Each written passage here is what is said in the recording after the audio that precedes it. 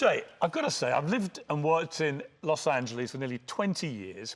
My #1 bucket list of the whole time I've been here has been to get inside your garage. Well, it's not like I didn't invite you. I invited you dozens of times. You did. So it's not like you're did. like, oh, no, I don't want to. Why don't you come? Oh, yeah, okay. But, well, thanks for coming. I got to say, you walk in. We're going to go on a little walk and talk with your cars later. Right. But just to walk into this is a quite extraordinary thing. I have never seen a car collection like this anywhere in the world. Well, there's plenty of car collections like that. I just buy what I like. It's the More Money Than Brains Club. There's really no theme here. It's not Italian cars or the Renaissance. It's none of that. It's just things I like, cars of historical or technical interest. And, it's fun. When you work with your hands, it appreciates how easy it is to make money just talking, because you take a transmission, like, some guy made $80 for this. And then you go and say, oh. Plus, I think it makes you appreciate show business a little bit more. In what way? Well, I always tell a story. I'm not going to say who it is. I had a famous movie star in my show. And during the commercial breaks in the show, he's asking about cars. I go, hey, I want to get a sports car. It's a good sports car. I said, well, this new Ferrari came out. It's pretty unbelievable. And he went, everybody's got a Ferrari. I said, okay, now, first of all, everybody does not have a Ferrari. I said, get out of Beverly Hills, okay? You just get out. If you ever said that publicly, you'd be... I said, most people have never even seen a Ferrari. You'd be beaten in the streets to say most people... And he realized how ridiculous it sounded, but that's what happens when you live here. So when you work on things, it makes you appreciate, okay, the reality of what they actually are. Yeah, exactly. This is going to air on the day of the Iowa caucus, which is the kickstart of the American presidential election. You've often been described as Mr. America. You're someone who understands both the coasts, LA, New York very well. You're obviously from New York. You've lived and worked here for many years. But you also understand Middle America and the car collection and the fact you work on these cars is a blue-collar thing, albeit on a magnificent scale. What do you make of the state of America right now? Well, I don't find it. I'm way more optimistic than most people. You have to look at things. And I think if you go back 80 years, 90 years, something like 40, 50% of the world was starving. Now it's 1%, maybe 2%. I mean, when I was a kid, you'd see pictures of Biafran children with the ribs showing. People. You don't really have that anymore. I'm not saying people aren't going hungry, but not the mass starvation that we used to have. So, I mean, there are a lot of good things that happen. People are living a lot longer. Yeah, people a lot healthier. Yeah, there are fewer wars and so on. By almost every metric, actually, this is the best time in recorded history to be alive. I think so. I always use shark attacks as my thing because I remember one year, shark attacks up 100%. 100%. Oh my God! Well, there were 3 last year, and there were 6 this year. I mean, and that's worldwide. And you go, okay, but if you put it in those terms, oh my God, it just sounds like sharks. Kids, get out of the pool. You're just frightened to death of sharks. So that's the world we live in. In the old days, media used to be. I always use the Rodney King thing as my. There are 2 things I use: Rodney King and Princess Diana. But with Rodney King. If people remember, the original story was on the news, a Hyundai with like 7 African Americans were going 115 miles an hour and were arrested by the police, whatever. And then I think his name was George Holliday. He stood on his balcony and he filmed this. And now in the old days, you take your film to the news editor. He'd go, oh, this is too inflammatory. We can't show this to the public. For example, when I was a kid, in the Boston Globe, nobody was ever raped. Women were accosted. So that could be anything from to somebody physically attacking them, because you just didn't want to get the ire of the public, Now you get your news unfiltered, and that's the thing. When he showed that Rodney King footage raw without going through an editor, editing out the brutal beating part of it, because it would just be too much for people to take. Okay, it was shocking, but it wasn't the first time it happened. I mean, when I was a kid, did you ever hear of a pedophile when you were young? No. I never did. Why wouldn't you take candy from a stranger? Well, what's the big deal? Well, now, I mean, I go home and press Megan's list, and it's like, oh my God, they're everywhere. Dr. Phil told me an interesting thing, that when he was young in the 50s, and he gave an example, if somebody was attacked by a crocodile on a golf course in rural Florida, the chances of anyone even in that area knowing about it were very slim. Right. Because the way to disseminate news was so restricted. Right. You had maybe one national news bulletin on the television, you might have a state newspaper, a national newspaper. Whereas today, young people all around the world within half an hour will be likely watching a video from a camera, cell phone, camera of the crocodile attacking the person and maybe eating that person on a golf course. And it's that constant overload of dopamine, for damaging sensory stuff, exactly what you're talking about, which I think is partly responsible for this kind of epidemic of anxiety amongst young people, because there's no escape from this stuff. But you don't want to restrict free speech either, you know, it's so funny. When I was a kid, they said, "Oh, with cameras, Big Brother will be watching you everywhere." That was a thing in the '60s. But Big Brother never thought the camera would be watching them, which was one of the benefits of that. I mean, now every police encounter is on a body cam or something. So they're, oh, that's so polite. And watch your head getting in the police car. You know, like the idea of beating a suspect. Now, I never hit the guy. You know, that doesn't exist. Well, I'm sure it exists, but not to the extent it used to. So it just keeps everybody honest. But it does give you your news unfiltered, and you see people as they really are, which can be pretty frightening sometimes. When you look at the state of politics in America, particularly fueled perhaps by social media, which tends to inflame the extremities on both sides, do you worry about that? Do you worry that America's becoming ever more polarized politically? Being an optimist, the biggest fear for years was nobody's voting, and nobody voted. This last election, whether you're for Trump or for Biden, huge. Everybody voted, not everybody, but the highest. No one ever predicted that. They thought it would just continue to go down, and people under 30 would never vote, and you know. Well, no, that all changed. So it got people interested. So I think that's one of the benefits of it, you know. What do you make of the Donald Trump phenomenon? Is there no other way to describe it? I mean, in 1999, he appeared on the Tonight Show with you. And was when he first said he was going to run for president. And you, like everybody else, laughed at this concept. And you quizzed him about his temperament. And Trump said this to you: "I believe when someone wants to get you, you want to get them, and I believe that." And you said, "But being president, you'd have to be more diplomatic." And he replied, "Yes, but I believe in retribution." Well, A, no one's laughing now because he became president and may well be again. And he does exact retribution. He's done exactly what he said he would do. What do you think of this phenomenon of Trump, the politician? Well, I'm not a fan. I think he has, like this thing where they want to restrict him on the ballot. I'm against that because that could turn against you. You could use it for whatever. It's anti-democratic. Right, it's anti-democratic. I mean, if the people want that person as president, that's fine. I mean, I'm not a fan. It has nothing to do with politics. I just don't think morally, I think we could do a little bit better. All these indictments, whatever it might be. You know, I just stopped doing politics and my act altogether because, you know, when I did the Tonight Show, the idea was you made fun of both sides equally, and you get those, Miss Leno, you and your Republican friends, well, Miss Leno, you and your Democratic buddies, you know, and they'd both be angry. And I go, oh, that's good. You know, they both think you're supporting the other guy. Now you've got to take a side, and people are angry if you don't. And I find what I would start to tell a political joke. Well, they want to know the punchline before, is this pro or against it? You know, so I just stopped doing it because I just want people to come and laugh and have a good time. That's the idea of doing a comedy show to me. I'm not trying to get my personal opinion because I think it's useless or worthless to most people. If you ask me, I'll tell you, but I don't make it my thing to go out there and explain to people how I'm not trying to influence you. You know, that's why Rodney Dangerfield and I were great friends. I knew Rodney for 40 years. I have no idea if he was Democrat or Republican. It was just about the jokes. You know, it's just the economy of words, get to the joke as quickly as possible. I mean, to me, the classic Rodney joke was, I'm walking down the street, I see a club that said topless and bottomless. I went in, there was nobody there. I mean, to me, it's so stupid. It's so funny.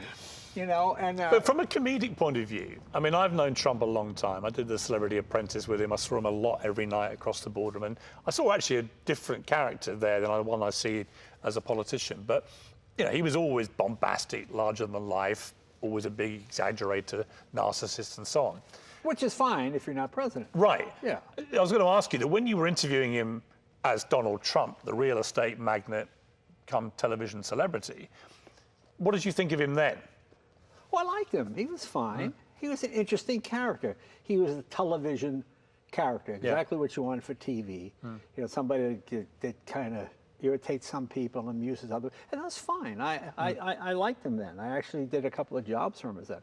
I just, you know, this January 6th business and all this other thing, it gets a little much. Well, I mean, I would imagine most Americans who don't have a kind of really visceral horse in the ring in this and look at it objectively, the idea of any president from either side simply refusing to accept the result of an election in America, that's a pretty slippery path. Yeah, that's a very slippery path. It's, to me, it's like, I like my banker to be about finances. I don't want a funny banker.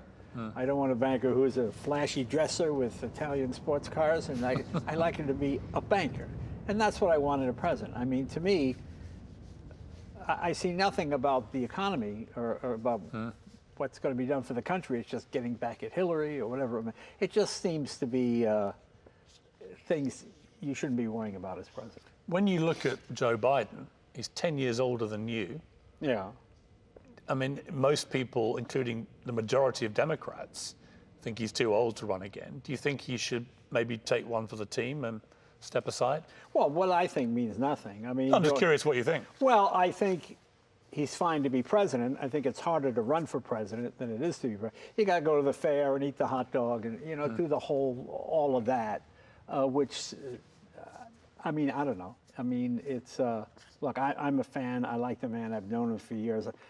I had him on when he ran in '88, you know, so to me, no, I like him. I think he's a good guy. And, you know, the economy's doing pretty good. Right. I mean, that's something Trump said today. He hopes the economy tanks. I saw that. Well, I go, really? Do you really hope? That's when I knew we were in trouble. When I would talk, I meet people on the street. I'd rather have Putin than Biden. Really? Really? You know, I mean, Army and Navy used to fight, but they would team up against the Russians or whoever it might be.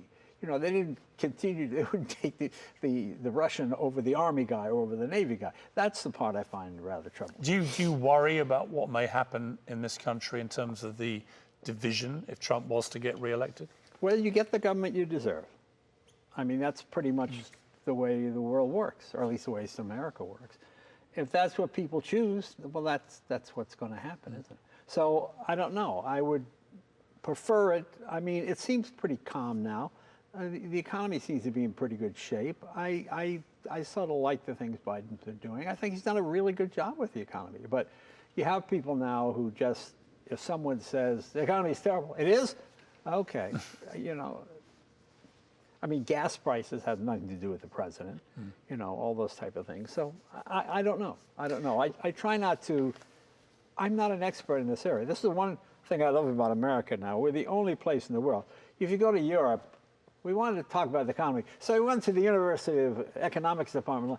We went to a truck stop in Lima, Ohio. You know, here in America, you go to the truck stop and you talk to the guy and hear what he has. I would rather have an expert, you know. What does it mean to you to be an American? Well, it makes me laugh because it's the only place, like I said, I don't want an experienced politician in the White House. Like I said, look, I don't want a heart surgeon doing my operation. Now, this guy, he says he studied medicine at home, but he said he can do a better job. By God, I'm going to try that guy instead of this. I mean, that's kind of where we are now. I just love when I hear people, I don't want anybody who knows all about government running the government. Well, why not? Why would you want an expert? If I have a broken transmission, I want a transmission guy. I'm not going to get it. Well, I'll take a look at it. I don't know much about it, but by golly, you know. But do you feel America's still the land of opportunity? Yes, you know, it's still got that if you want to appreciate America, this is why I love immigrants, you know. I love people that come here. My new favorites are Nigerians. Every Nigerian I meet is smart, ambitious, family-oriented. They really, you know, a Nigerian friend of mine the other day, he said, I don't understand about America. Why do people come up and hug me? They just hug me for no reason. Now, when they give me a hug, I don't understand, but he's just so confused because it just seemed funny to me. But yes, I think it's great. I see Indian Americans, I see, by that I mean folks from India, I mean, these are all, classic example, we used to do jaywalking, we'd knock on the door. Yeah. I remember right around here, knock on the door, guy opens the door, he's Spanish, but he speaks English. And he's just kind of like this. He's introduced, I mean, my father's here. The father comes over in the house with a jacket, a tie, and a vest in the house. He comes over and he goes, let me meet my grandson. And the grandson comes in, he's got a T-shirt with an obscenity on it, and he's got a video game thing in his hand. It just made me laugh, because what happens is these people come here, they work hard, they eat pizza, hamburgers, listen to rock music, they just become Americans, and they theory it down. And we need another new bunch to come in and start the whole thing going again. I mean, that's what I love about it. I mean, I think it's great. I love the immigrant experience. And that's not, I'm not saying open border. I'm not talking about, I just talk about the people that come here want to come here. Well, America is the ultimate melting pot. It That's how it really was does created. seem to be. I don't see people, oh, we're trying to get into Moscow. I can't, nobody wants to go there. Would it have been a better country if the British royals had continued to oversee things? Oh, that would have been horrible, wouldn't it? Terrible thing that would have been. No, horrible thing. You don't sometimes think wistfully you could have been, Prince Jay and... Yeah, that's what I want to be, Prince Jay. Well, my mother's from Scotland. My mother's from Cleveland. Well, I was going to say, I mean, the similarity you have with Donald Trump is that you both had mothers who were Scottish. You came out here, and both your fathers were salesmen in New York. Right, yeah, that's true. That's true. Is that where the parallels stop? I think that's where parallels stop. Again, I just don't agree with some of the moral decisions and other things, Do you think one of the secrets of his success, because you can't deny the success or the popularity, is that he does have... Well, is it success or popularity? I mean, what are you talking about? Well, success in the sense he won the presidency with zero experience. Right. I mean, that's pretty extraordinary. Right. In popularity, he got 10 million votes more last election than the first time round, which is pretty staggering, given how divisive his tenure was. And he may well win again. The polls suggest he's got a very good chance. Is one of the secrets of this popularity that Trump has with a volume of the population here, that he does have a comedic streak? He makes people laugh. Yeah. Well, and to me, I think you have to have the ability to... I don't dislike people who like Trump. I mean, I meet people all the time, guys that are mechanics or like blue-collar guys that like Trump for that reason. And I like them. I like them. I don't... we live in an era now, if you have an electric car, you're a vegan, and you voted for Biden, and you want Governor Newsom to be president of the United States. If you have a gas car, you like guns, you like... the idea that you've got to be one or the other.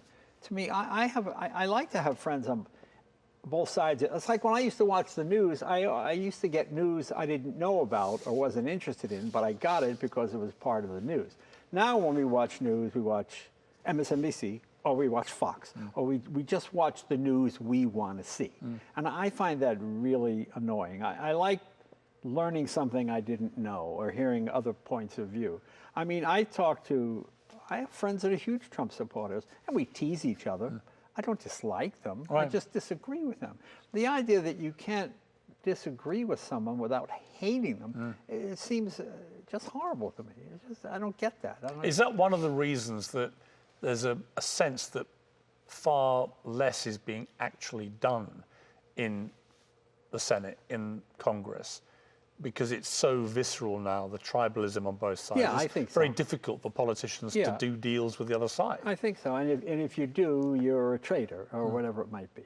I mean, I like Mitt Romney. I think he's a terrific guy. Great human being. The fact that he gets ostracized from the Republican Party because of his views is nuts.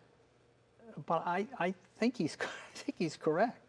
I mean, I don't want a president who's been impeached 2 times. It just seems. I think we can do better. Do you think anyone should be allowed to run for president on any side if you're facing 100 criminal charges?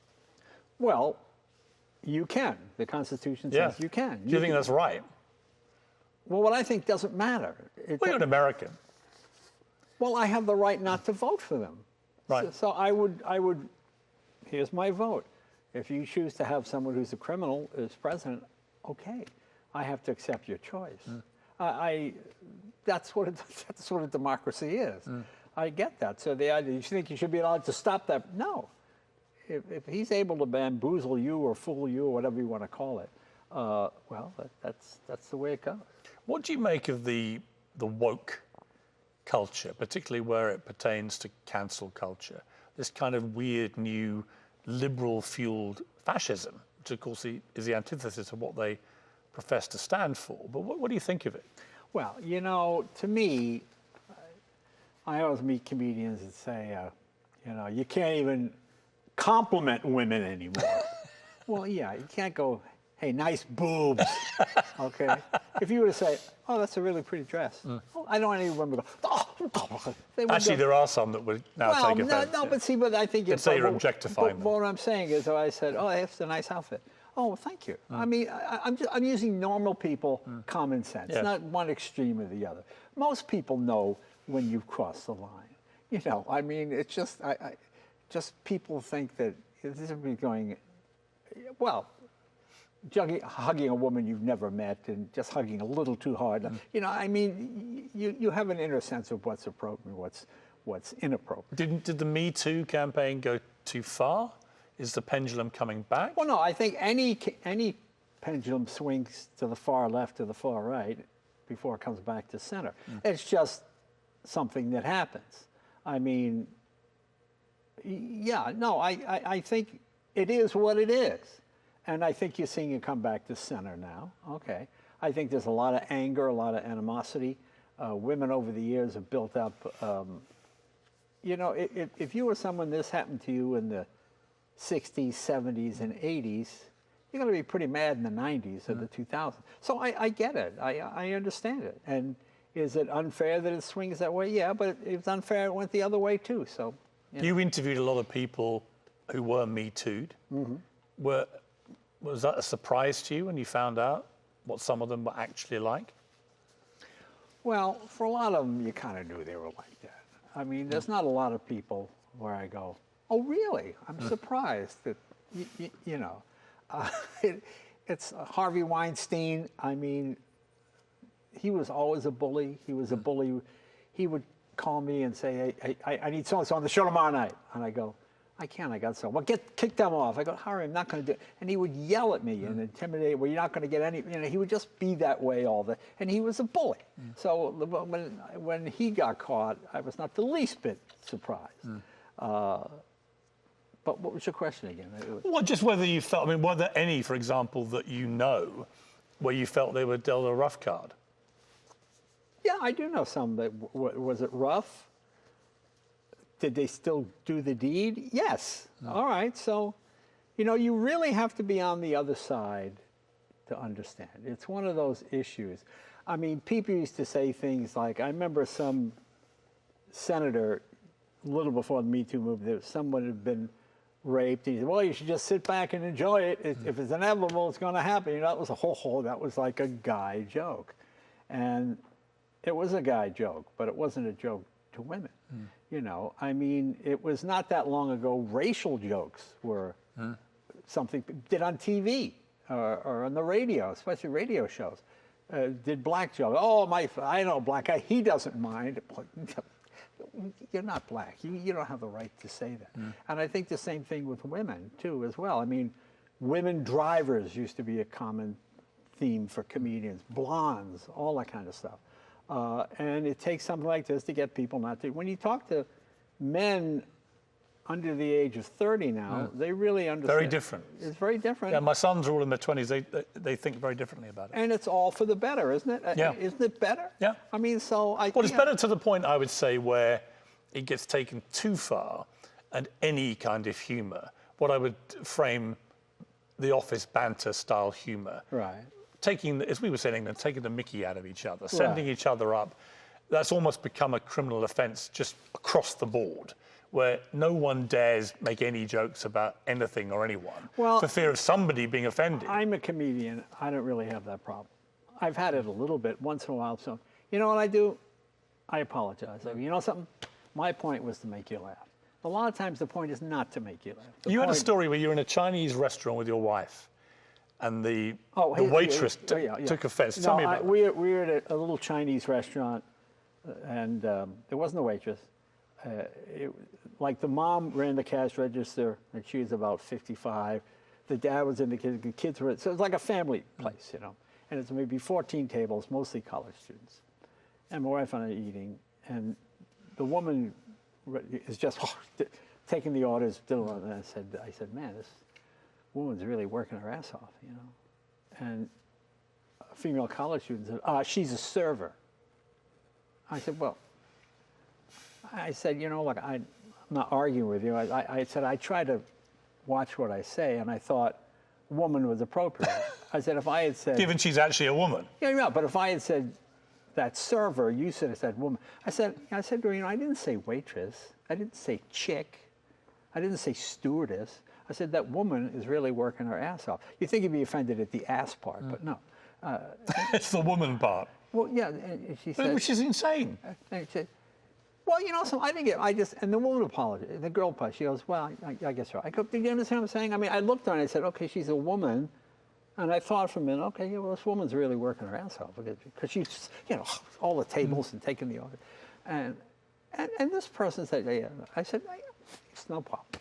And it really was no problem. But when you see, for example, the issue around women's sport and trans athletes, where you see, you know, very tall, powerful, former biological males who identified as men and now identify as women and start to crush women in their sporting arenas, that seems to me just insane. Well, I can't disagree with you there. I understand it. I don't know enough about it. I mean, I have friends of mine whose daughters were Olympic hopefuls and came in second or third when they would have been first if it had been biologically fit. But you know, I don't know. I don't know. It's just unfair, isn't it? Well, it seems on the surface unfair to me. I don't study the issue enough, and this is the thing with a lot of people too. They just give their opinion without knowing all the facts. So I don't know all the facts on that, but on the surface, I would say, well, I mean, couldn't you have 3 categories? You know, but I don't know. I don't know. That's a tricky one. I appeared on The Tonight Show several times when you were the host. Absolutely loved it. And what struck me about the whole kind of mythology around you, The Tonight Show, your rivals and so on, was a narrative began to build that you were some kind of ruthless monster. When my personal experience of you, we didn't know each other for certainly the first time, was you couldn't have been more friendly, gracious, normal, non-monstrous. Right. In fact, you were the complete opposite. Right. One of the nicest people genuinely I'd met in the business. What did you feel when that became this sort of thing about you, that people were saying this stuff? Like I always say, if you're playing football, who do you tackle? You tackle the guy with the ball. It's as simple as that. You know, my attitude is I don't believe the good stuff, and I don't believe the bad stuff. Like, you know, well, thank you. Oh, that's very kind. Guys, I didn't like your monologue. Oh, okay. Well, I'm sorry. Nice to see you. Or you were very funny. Oh, well, thank you. I'm not that funny, but okay, thank you. You know, so I mean, to me, that's sort of where I am. I mean, that's what kind of happens in The Tonight Show. When you look back on that whole period, particularly when it all went sour for almost everybody involved, right? So, you know, Letterman, Conan, you and everything.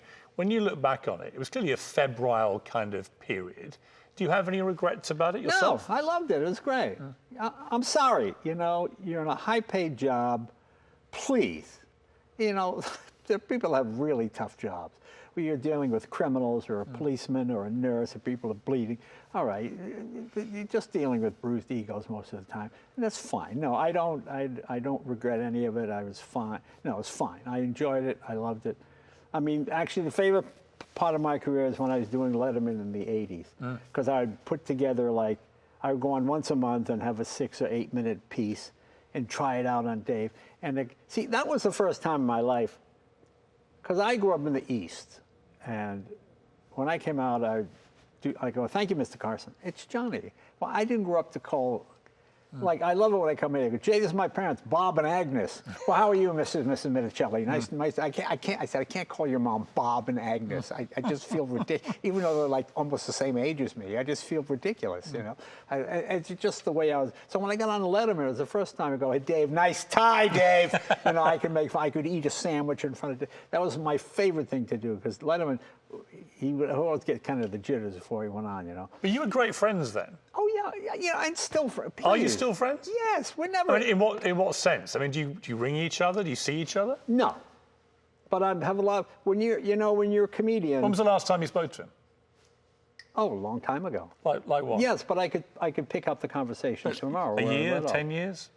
Couple of years. Couple of years. Couple of years, yeah. But you know, like Billy Crystal and I, we never had dinner. I've never been to his house. I love the guy. I think he loves me. I just did his thing at the Kennedy because he's another you know, when you start out, you don't know anybody as a comedian. And you know, growing up in Massachusetts, I would always hear my mom's friend, you know, Kathy's boy wants to be a comedian. Oh, that's so, he'll grow out of that. I hope he does, you know. And just those kind of Letterman said you were the funniest of them all. Well, that was very kind of him. He also said you were very insecure. I don't think I'm insecure, but that's okay. What did you feel when he said that? Well, I like the funniest, I like the insecure, so somewhere in the middle. So I get a C. I get a C. So that's okay. What do you think of him professionally? I love, you know something? When we started, we sort of met at the Comedy Store. Dave was sort of a nervous performer, but a great wordsmith. I mean, he could weave words together in exactly the phraseology, where the joke was in the phraseology as opposed to the punchline. You know, I was kind of loud and verbose and do different voices and things like that. And Dave would go, well, how can you be so loose on stage? And I said, man, I love the way you weave sentences together. And I think we sort of complimented each other. Lennon and McCartney. Huh? Well, yeah, maybe. So when I would go on Dave, a lot of times the joke would be on the way to the joke. I would say, Dave, and I was out at the old Manson place. Oh, the Manson place, Jay? Yeah, you know, Tex and all the guys.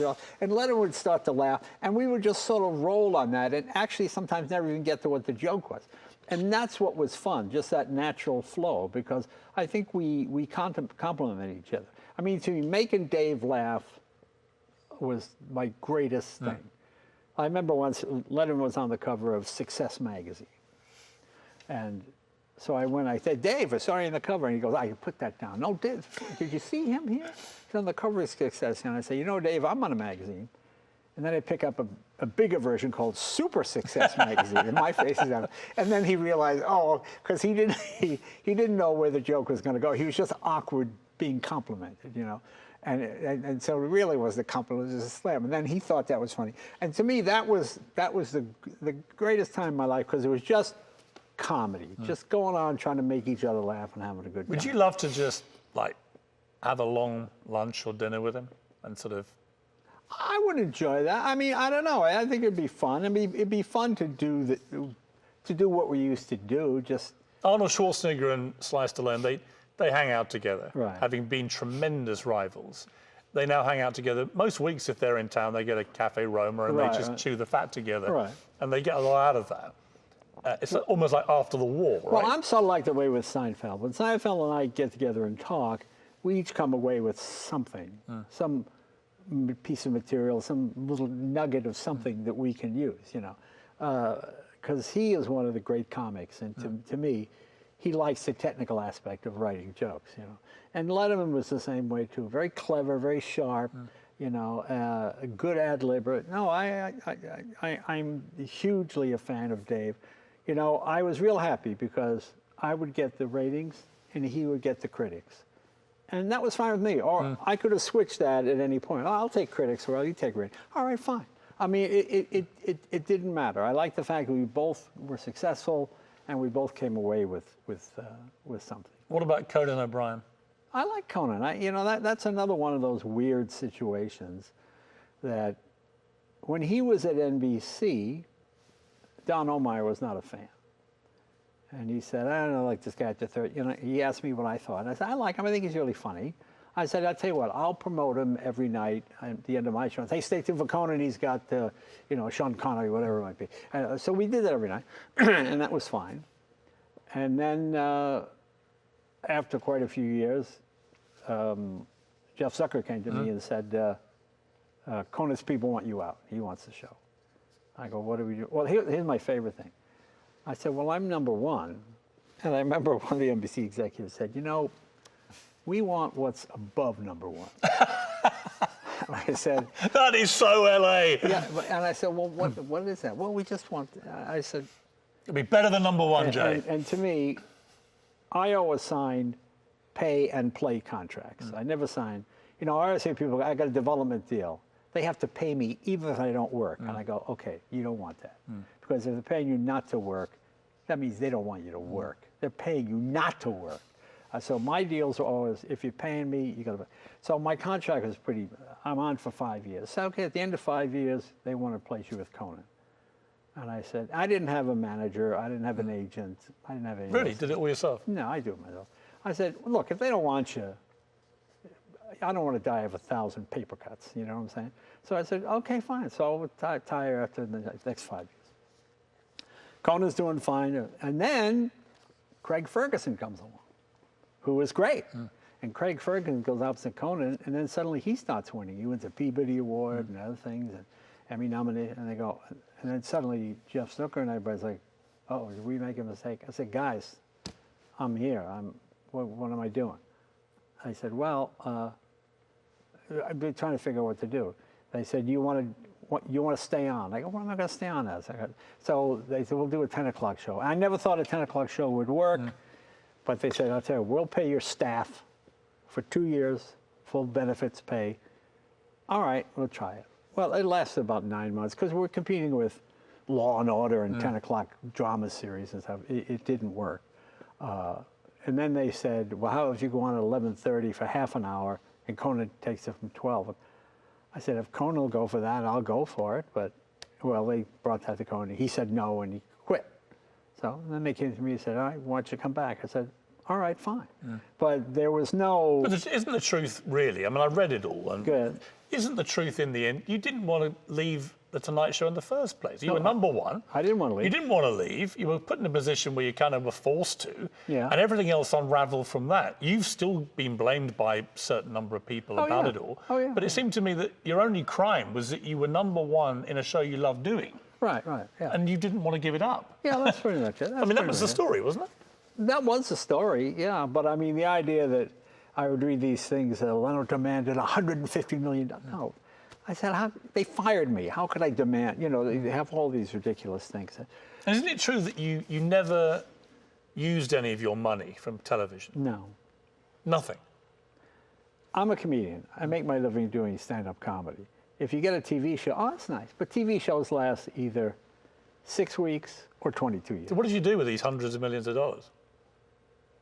Still there. Untouched? Well, I mean, not untouched, but yeah, I live pretty, with the exception of cars and motorcycles. You're about to say you live frugally, surrounded by the greatest carnation in history.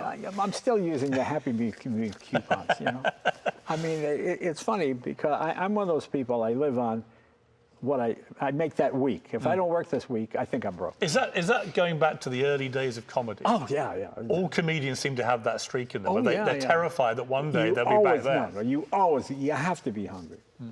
Are you still as hungry as ever? Yes. Really? Yes. That's amazing. Yes. After all your success, everything you've achieved, you still have that burning inside you. Well, I mean, I like to write jokes and tell them. You like to try them out. I mean, so the same joke you do over here at Flappers or the Comedy Magic Club, you say when you get paid tons of money in Vegas. Do you think you could still be doing the Tonight Show? I mean, if everything had just been left as it was. Well, I think at some point you realize I shouldn't have to know all of Jay-Z's music. You know what I mean? I knew it was going to. When I go, ladies and gentlemen, my next guest has sold more albums than Elvis and the Beatles combined. Please welcome. Who is this? Who is this guy? I never heard of the song. I don't know him. I'm meeting him for the first time. What? I mean, then I realized, okay, maybe it's getting a little, I had two moments on the Tonight Show with you, which I will never forget. One you know about, because you said it to me, but the other one you don't know about, I think. But The first one was when I was at CNN and I was taking on the NRA about the mass shootings after Sandy Hook. And it was getting very unpleasant, the whole debate. And you came and saw me in my dressing room for a cup of tea. And you said, look, here's the deal, Piers. The problem is, he said, that you're preaching to an audience, most of whom probably have guns or like guns. It's a bit like if you went to Germany and told them to stop speeding on the Autobahn, right? They don't want to hear it from you, and they definitely don't want to hear it from your accent. Yeah. And I thought it was brilliant advice. It really made me stop and think that actually it's American culture, and for somebody from Britain to come in and start lecturing Americans about their culture. Right. There are clear issues with the gun violence in this country which need to be sorted, but Americans need to sort that themselves. Right. It can't be down to, somebody like Mad King Charles's, it can't be like something like Mad King George's successor, right? Right, yeah. But I remember you doing that, and I was very grateful because it put it into clear sense for me. And the other thing that you probably don't know, I did the show once with Robin Williams. We were the only two guests. And I was in my dressing room, and it was just when Susan Boyle had become the biggest breakout reality talent show star in history with I Dreamed a Dream. And I was in the dressing room with my late, great manager, John, and we were sitting there, and the door knocked, and in came Robin Williams. But he was in character. He was half Susan Boyle, half Mrs. Doubtfire. Oh, that's funny. And he did a 15-minute turn, just impromptu. It was one of the funniest things I've ever watched in my life. And it was just for me and my manager. And then he went, and that was it. And we were on stage, we did our bit with you, and that was it. And we went our separate ways. I never saw him again. Right. But it was an introduction to real genius. Oh, yeah, he was Robin Williams. He's fabulous.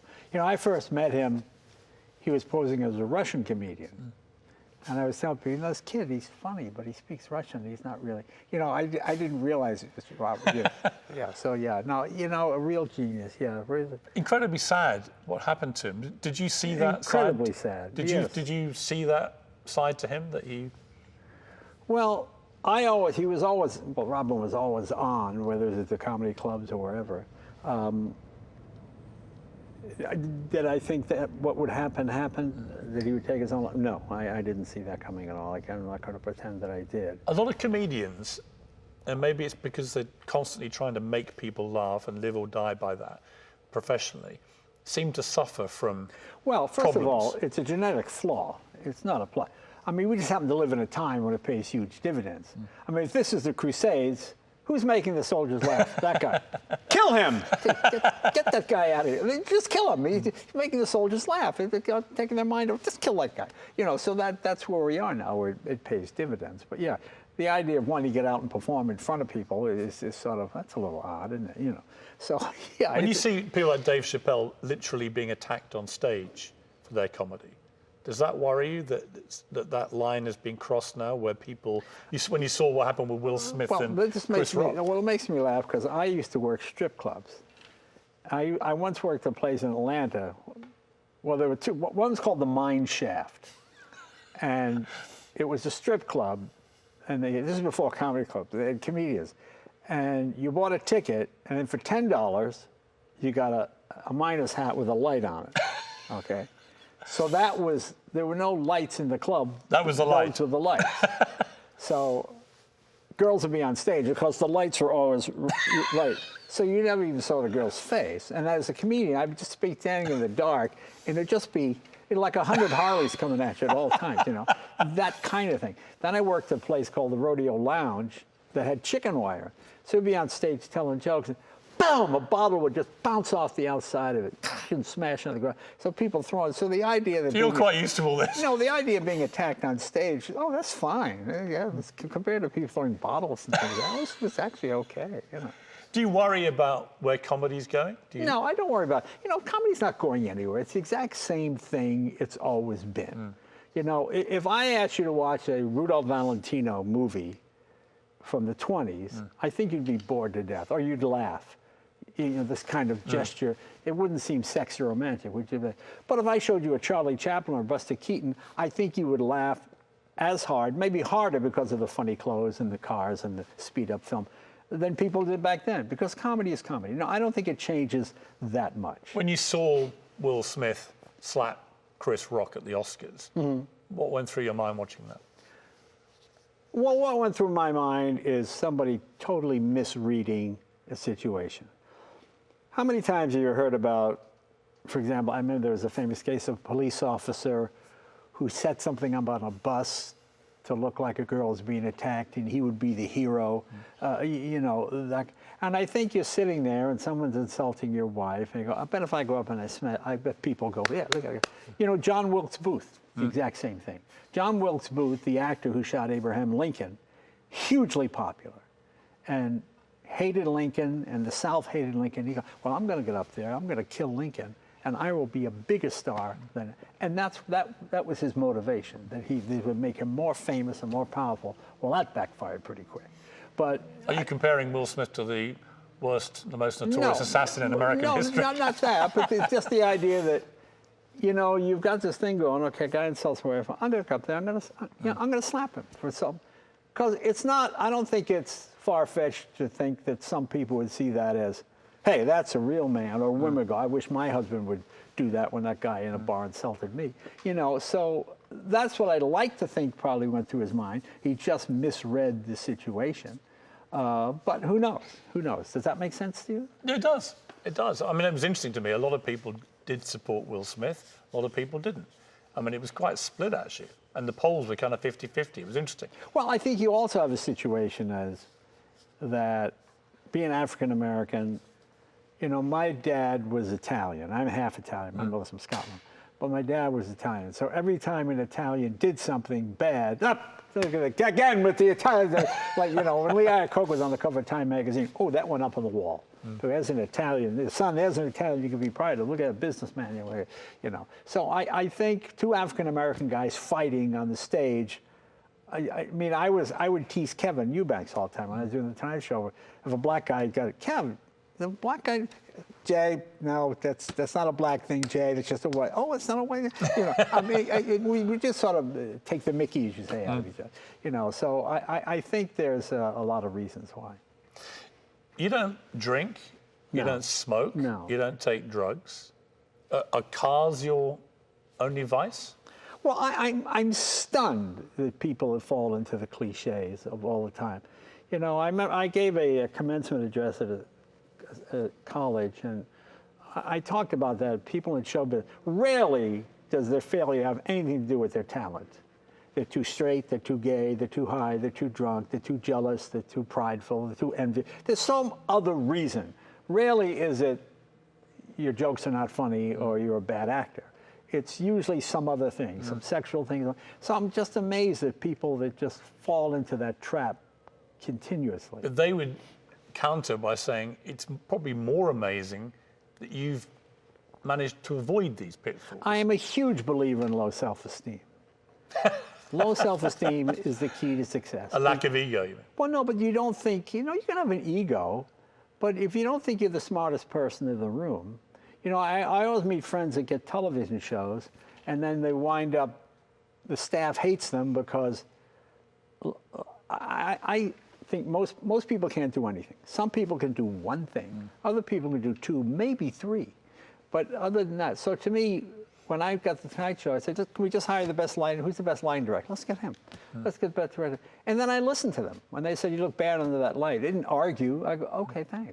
I always told my staff, anybody can pull the cord and stop the train, okay? Just let me know if we did a skit, I mean, the catering guy would go, Jay, that joke really was not funny, wasn't it? No. And then they say, was it funny? Yeah, it was funny. No, actually it wasn't. Well, don't tell me. The catering guy told me. So people could tell me. It's funny because I watched the Golden Globes the other night. Were you watching it? No, I didn't watch it, but I heard about it. So, Joe Coy, who I'd never heard of, but he was this stand-up guy. Very nice guy, very funny guy. Right. Incredibly unfunny presenting the Globes. I mean, it was like cringe-making to watch. Well, that's a tough crowd. But you can still tell funny jokes. Well, not when you have just a few days to prepare. I mean, he took the job at the last minute. If I was an agent, but if I gave you 10 minutes notice to do the Globes, I wouldn't do it. You still make people laugh. You could wing your way through it. No, because that is a crowd you know, you can't. Have you done any of those award shows? No, Really? I got asked to host the Oscars a couple of times. I say, look, I tell jokes every night on the Tonight Show. Do I save my best jokes for the Tonight Show, or do I do my best jokes on the Oscars? But nobody wants to see me do jokes 5 nights a week, or and then the 6th night, I come out and I tell jokes again. You just saw me Friday night. You saw me Thursday. You saw me Wednesday. You saw me Tuesday. No, it's the same reason I never did commercials when I was on TV. I'm on TV every day. I don't need to be on TV in between when I'm on TV. You know what I mean? A little bit goes a long way. So you have sympathy for Joe Coy? Yes, I do, because I know he's funny, and it's just not. Well, I can remember one big star I had. Well, I remember it was Joaquin Phoenix.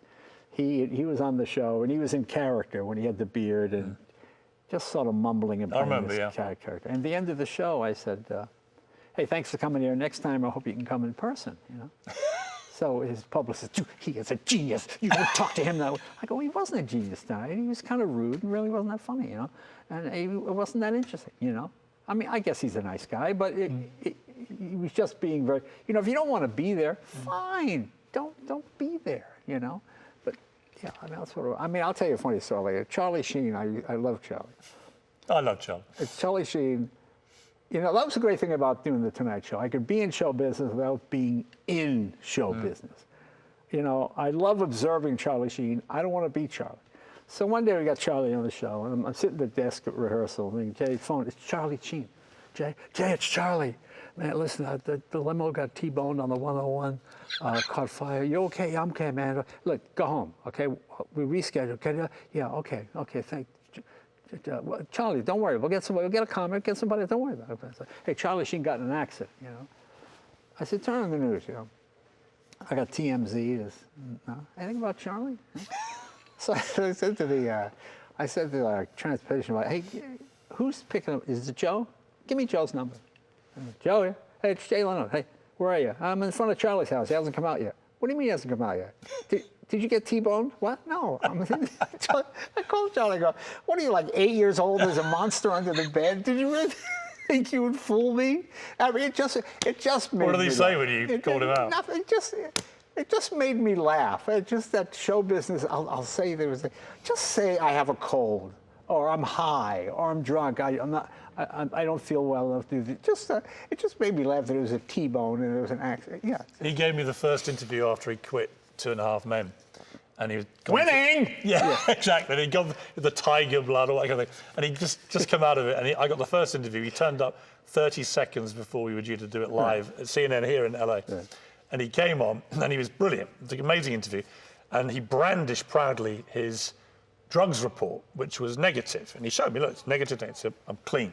I'm like, great, that's great, brilliant. And then in the next commercial break, I saw him sign it, and he handed it to me just before we went back on air, and it just said, to Piers, on the drugs test report, to Piers, let's get hammered after the show, Charlie. And I was laughing so much I could barely do the second bit. It just made me laugh. Who were your favourite guests when you look back at it? Rodney was a favorite one. I'll tell you Rodney's story. You know, I used to love Rodney Dangerfield. When Rodney was on with Johnny, I love watching Johnny the straight man. Been a rough time, Rodney? Oh, Johnny, I tell you, it's a rough time. You know, and they do the joke, it's cold. Pretty cold, was it? Oh, it's so cold. Whatever it might be. So I said, I would love to be able to do that. So when I got to the Tonight Show, doing that with Rodney, so I think in 2001 I had Rodney on the show. And he was in his 80s. And he came out, he's a little off his game. Not much, just, you know, like instead he'd go like this, and instead his hand would go here. You know, little things as a comic I noticed, maybe the general public didn't know. So while he's doing his act, I said to Debbie, our producer, I said, I think Rodney's having a stroke. Would you call paramedics? She goes, really? I go, no, I think he is. Okay. So anyway, but being the confidence professional, he finished, sits down, things good. No, I'm okay, Jay, but last week I tell you, you know, and he goes into it. And he was fine. Then the show ends, Rodney's in his dressing room. By this time, the paramedics come in. And I go, Rodney, can the paramedics take a look at it? I think maybe he had a stroke. He goes, I'm okay. Well, he did have a stroke. Really? And they took him out in the stretcher. And he passed away not long after that. Wow. But his wife, Joan, called me. And she said, Jay, Rodney's here at the hospital. He's in a coma. Can you come? I said, okay. So I go down. And Rodney's lying there with his eyes open, you know. And Joan says, the doctor says he can hear everything we're saying, understand. So I'm telling him how much we loved him and how great he was to us young comics who were starting out to let us work at Dangerfield's club. And I used to sleep in the storeroom behind the club, you know, and he just telling these stories. So then Joan says, Jay. She goes, Rodney. She goes, Jay, put your finger in Rodney's hand. She goes, Rodney, if you know it's Jay, try and squeeze his finger. So I put my finger in his, and I feel like a slight squeeze. And I went, Rodney, that's not my finger. Yeah. So Rodney's shoulder goes like this. He moved! You know, and then the nurse comes in. What's going on? He moved! And he passed away not long after that. Amazing. But just to get that final Amazing laugh moment. out of Rodney was one. Another great guest was, I love Sean Connery. Yeah. Because he was not James Bond. You know, people don't realize, he was Mr. Universe, third runner-up, 1953. Yeah. And he was a longshoreman. He was a tough guy. Do you ever hear the story of him and Johnny Stompanato? You know No. Johnny Stompanato was a gangster who was dating Lana Turner. I mean, a real gangster. And apparently Lana Turner was flirting with Sean Connery at Twickenham Studio. So Johnny Stompanato flies over to England, confronts Sean Connery on the set, puts a gun to his head. Sean Connery takes a gun, smashes Stompanato on the head with a gun. Goes, you don't bring a gun to my workplace. I take some bullets out. Yeah, you're just that kind of guy. So I love having. Whenever Sean Connery comes to the show, he goes, Jay, what's the latest filthy joke going about? You know.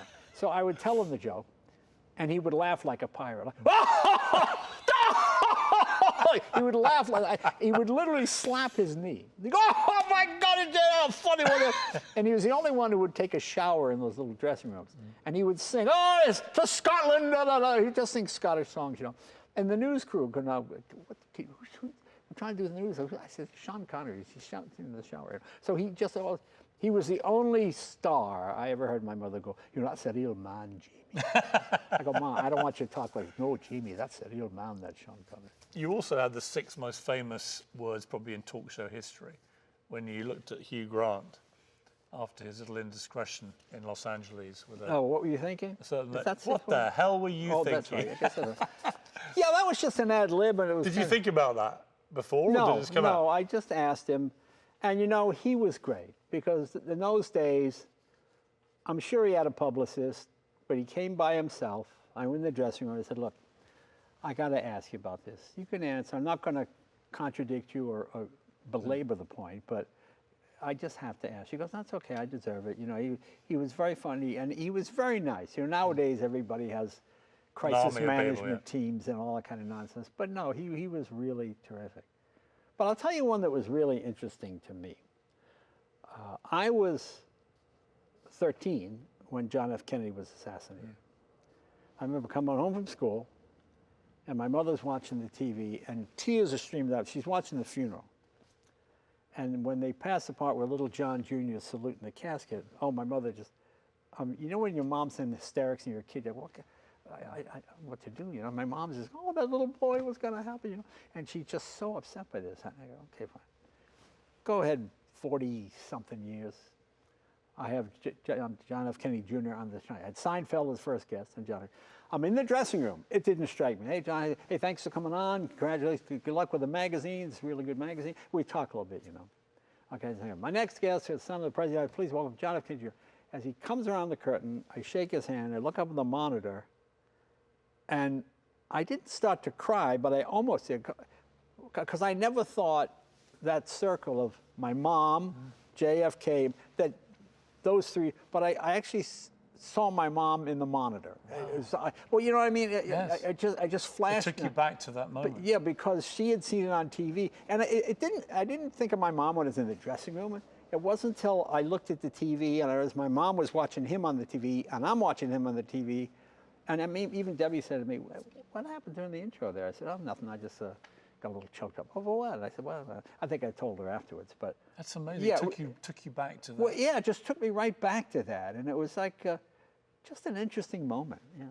You lost both your parents within the space of a year, I think. They died very soon after each other. Yeah. I mean, that's a massive blow. I guess slightly mitigated by the fact they were reunited so quickly. But what do you feel you owe your parents? Oh, my parents are wonderful, hilarious. My mother, to the day she died, never understood. I remember my mother telling my Aunt Nettie what I did for a living. Well, Jay has a little skit that he puts on from town to town. I go, Ma, you know, like I do a little dance. It just always made me laugh. You know, in fact, when I started, it was The Tonight Show starring Jay Leno. And my mother, oh, starring Jay Leno. Listen to him now, he's Mr. Fancy, Mr. Big Show, starring. I go, Ma, that's TV. Oh, they're starring Jay Leno. Like, they don't know you're there already. You got to put your name starring. Like, my mother wouldn't let this start. She just thought that, it was so, egomania. So I changed it, Tonight Show with Jay Leno. And we just really, changed it. because of that? Oh, yes. That's brilliant. Because my mother, starring Jay Leno. I remember I called my mom and said, hey, Ma, I'm on the cover of Time magazine. Oh, which one?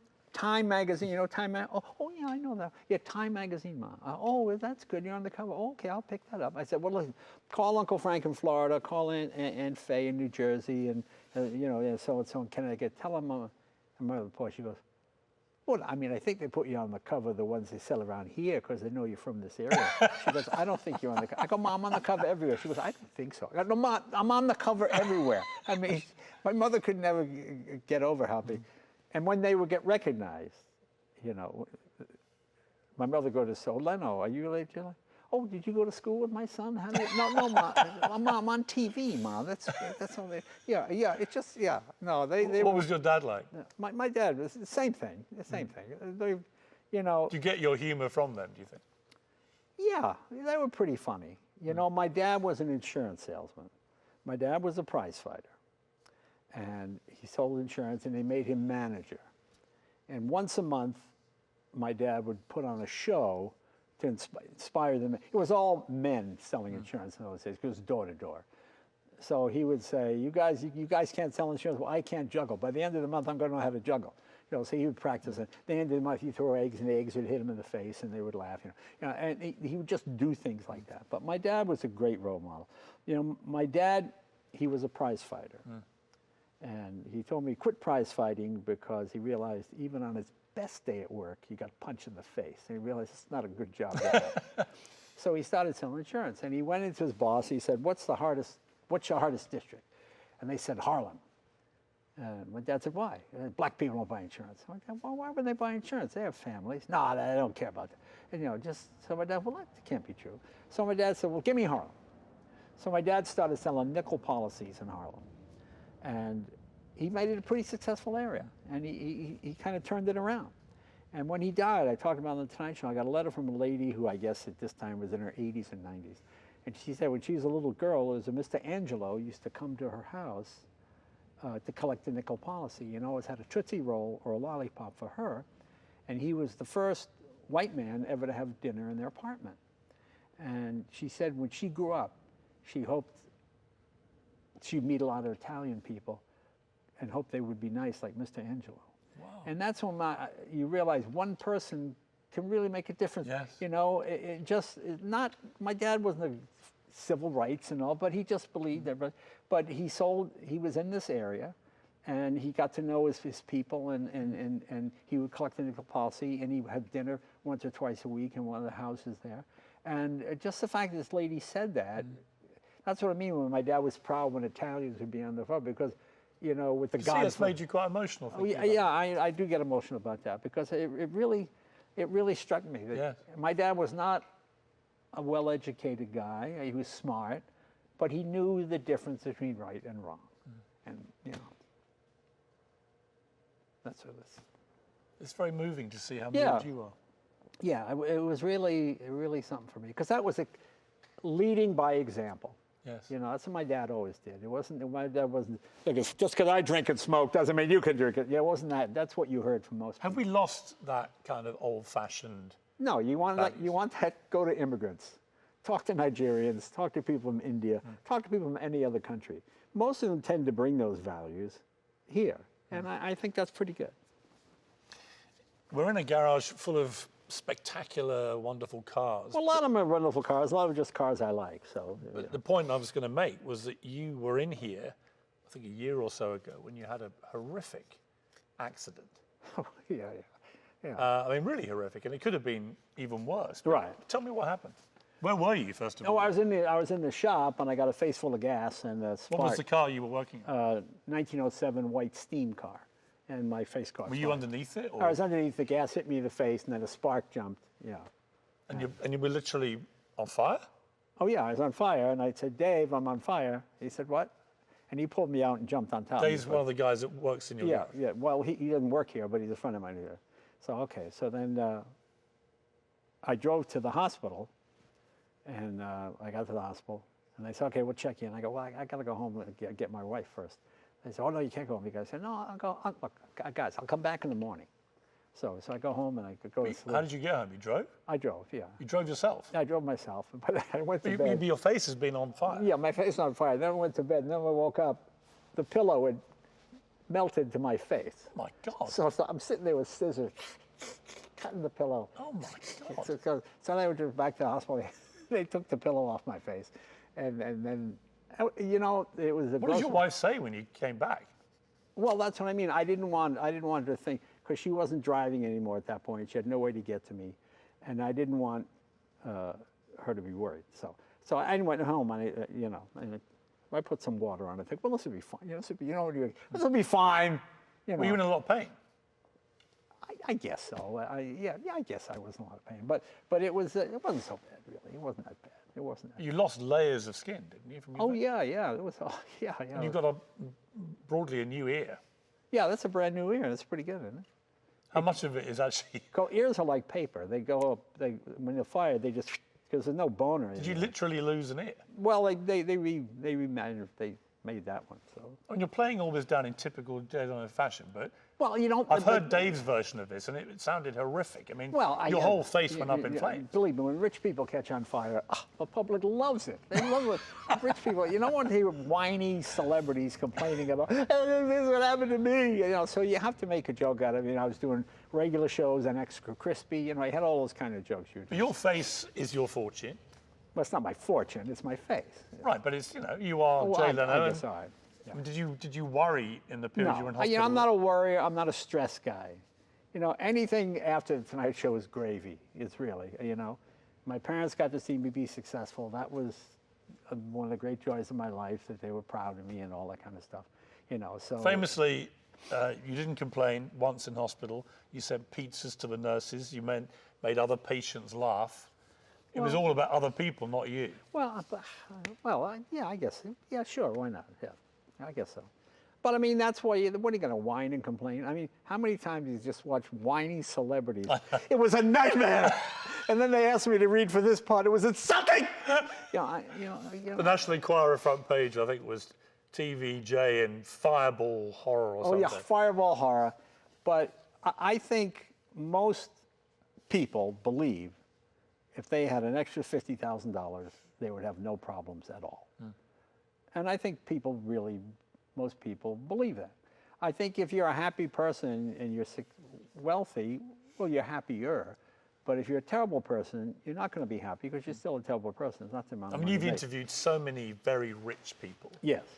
Do you see evidence that money buys happiness? Well, it doesn't buy happiness, but it could certainly make you happier. I mean, It removes worries. It removes But it also, worry. in a way, creates others, right? Yeah, but you can, the fact that I could give scholarships to people or put a roof on my Uncle Louie's house, so when I get home, Jay gets the big meatball. The big meatball's for Jay. He put the roof on. Jay, get the big meatball. And I get the big meatball. So, and that kind of stuff, it's great fun, yeah. I Googled how much you were worth. Yeah. Do you know what Google says you're worth? I'm sure it's some ridiculous number. $450 million. Well, I don't know about that. And I'm like, wow, this garage alone is going to be worth more than that. Yeah, it does pretty good. Do you know what it's worth, the garage, if you sold all the cars? No, it depends, because if you have to sell them, they're not worth anything. It's only worth money if you're selling them before you have to sell. Once people realize, there's a fire sale, they show up, fire sale, no pun intended. Yeah. Soon after you recovered from your appalling incident here, you got on a motorbike and fell off and busted a load of bones. Well, no, then a guy had a cord across a driveway without a flag on it. So I came around a corner, the sun was in my eyes, and boom, it hit me in the throat and just threw me down on the ground, and the bite kept going. So then it just tore my face right here. So I had to call my face guy. Hey, listen, I need Dr. Grossman, Peter. I need another face. What'd you do? I said, well, the face you got was working great, but it broke. So he gave me another one. Yeah, it's been a rough year. But you No, look, it's you not look that. It's not that bad. Please. You look relatively okay. There are people with bigger problems. These are stupid, self-inflicted problems that most people couldn't be interested in. And if you don't do them in a funny way, then you're just a whiny celebrity complaining. You know, I've been incredibly fortunate in my life, and if I can share something with people, that'd be great. But no, to whine and complain, nobody wants to hear it. How important has Mavis been to you?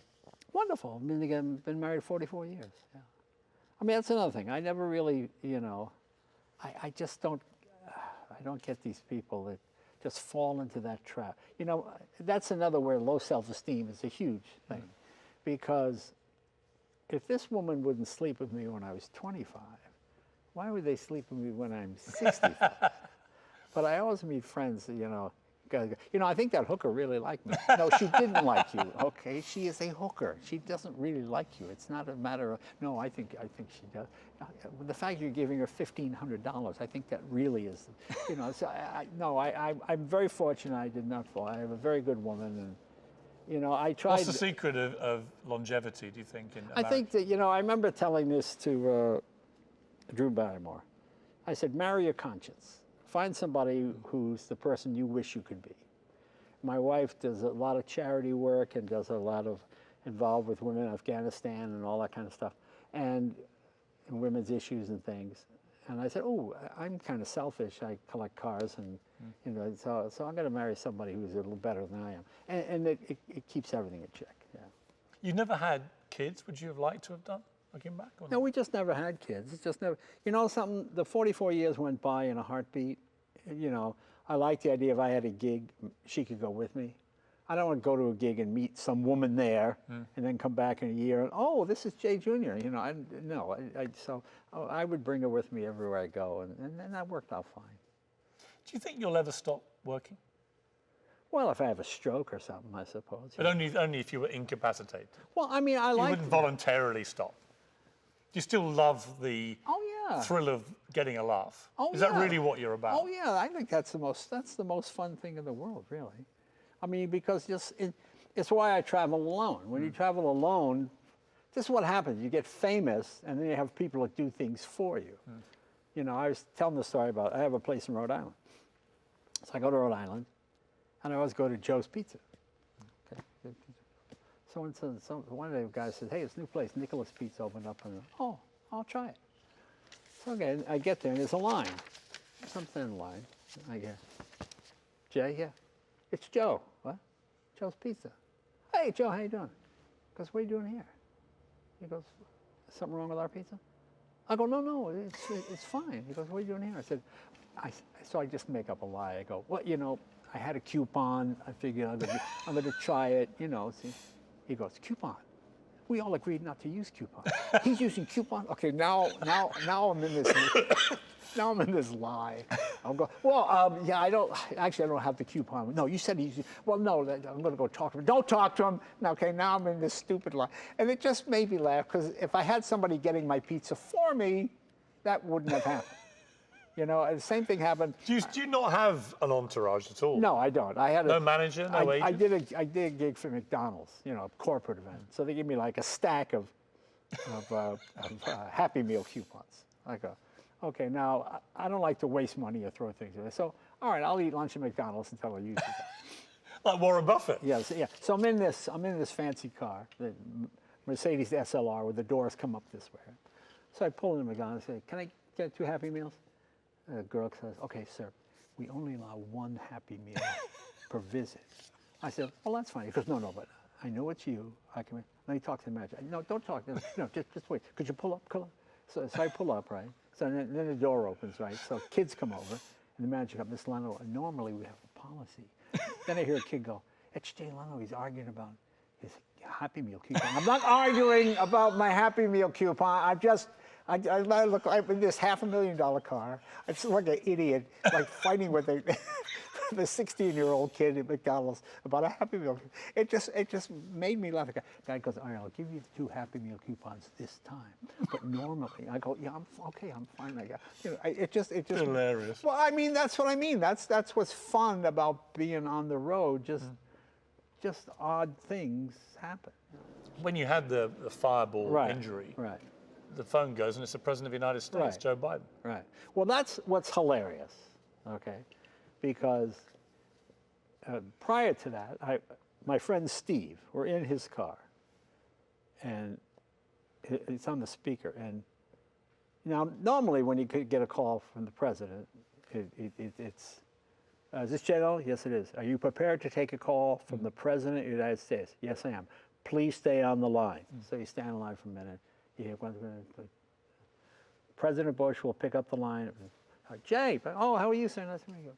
From the car, how you ring? Hello, Jay? Jay, it's Joe.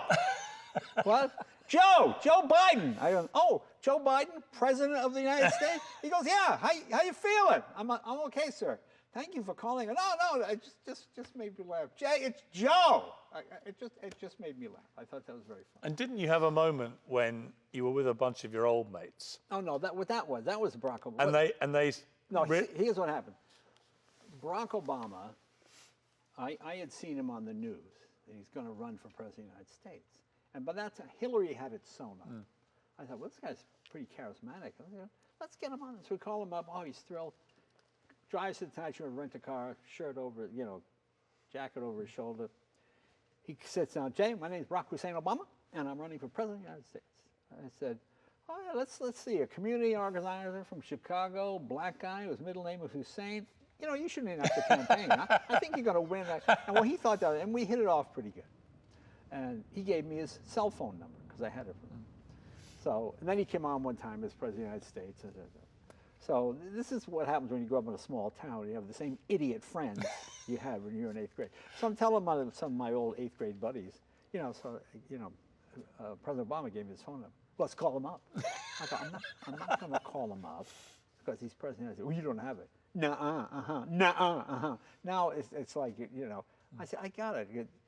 I said, what time is it? Okay, it's 3 o'clock or it's 6 o'clock. All right, I'll dial it. So I dial the phone, down here. Barack here. Mr. President? Yeah. Jay Leno. Jay, what can I do for you? Should I lose this number, Mr. President? Lose the number, Jay. Click. Just made me laugh. My friends are like, ooh. Yeah, pretty stupid.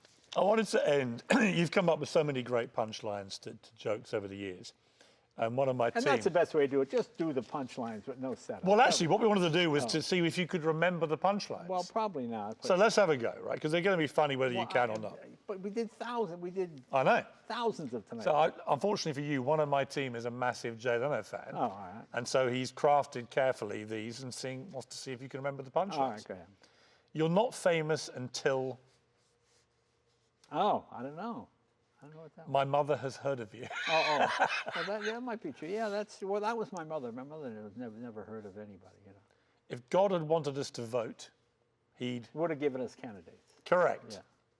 There are now more obese people in the United States than there are overweight people. I think it's safe to say... I don't know, what was that? After all these years, Diet Coke is a complete failure. Oh, yeah. Yeah, all right. Yeah, that's not bad, right? Today is Valentine's Day, or as men like to call it... Hostage Day, Extortion Day. Extortion Day, okay. Yeah.